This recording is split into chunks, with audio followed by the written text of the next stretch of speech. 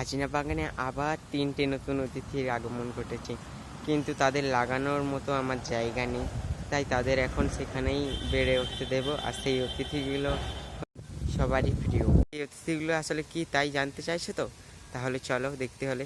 1 নম্বরে রয়েছে তো আমার এই ছোট্ট বাগানের মধ্যে সেই প্রথম অতিথি। এই বর্ষার পেয়ে সে জন্মেছে। এখানে আগেই আমি বীজ ফেলেছিলাম, কিন্তু আগে চারা হয়নি।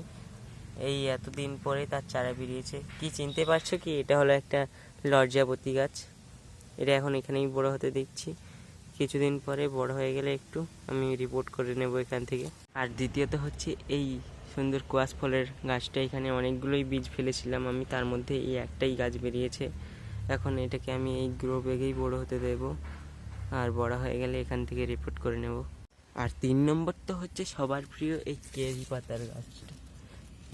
অনেক দিন আগেই আমি এখানে বীজ ফেলেছিলাম।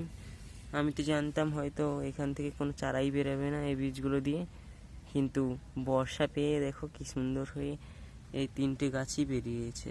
এখন এখানেই রাখছি। ভালো লাগলে লাইক, কমেন্ট, শেয়ার অ্যান্ড নতুন হলে সাবস্ক্রাইব করতে ভুলবে না কিন্তু। টাটা।